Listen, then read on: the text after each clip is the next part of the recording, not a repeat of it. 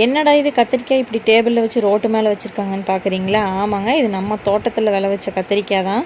இதை காலையில் ஃப்ரெஷ்ஷாக பிடுங்கிட்டு வந்து அதை எவ்வளோ கஷ்டப்பட்டு நம்ம வந்து விதை போட்டு பயிரிட்டு அதை விளைவிச்சு அதை காய் பண்ணுறதுக்குள்ளே ஒரு வழி ஆயிடுறோம். அவ்வளோ கஷ்டத்தையும் போட்டு நம்ம இதை கொண்டே மார்க்கெட்டில் விற்கலான்னு 15 கிலோமீட்டர் தள்ளி கொண்டே போட்டோம்னா அவங்க என்ன தெரியுங்களா, ஒரு துண்டு அதாவது 15 கிலோ சாக்கை வந்து 100 ரூபாய்க்கு கேட்குறாங்க. இதே காயை வந்து கடையில் போய் கேளுங்க, ஒரு கிலோ கத்திரிக்காய் 40 ரூபா மினிமம் போகுது, அதிகபட்சமாக 80 ரூபாய்க்கு போகும். நம்ம எவ்வளோ தெரியுங்களா கொடுத்துட்ருக்குறோம்? இந்த கூர் 10 ரூபாய்க்கு கொடுக்குறேங்க. அதில் எத்தனை காய் இருக்குதுன்னு பாருங்கள். ஒரு காய் ஒன்று எவ்வளோ பெருசு இருக்குது, 8லேருந்து 10 காய் வரைக்கும் வருங்க. ஆனால் இதை வாங்குற கால் இல்லை. கிடைக்கிறனாலே என்னமோ மக்களுக்கு அருமை புரியறதில்ல. அதனால் இதே பார்த்திங்கன்னா சரியாமே அங்கே கொண்டு போய் கொடுக்காட்டி இங்கே வச்ச மக்களாக சாப்பிட்டு போகிறாங்கன்னு தான் கூறு வச்சு விற்றுட்ருக்கோம்.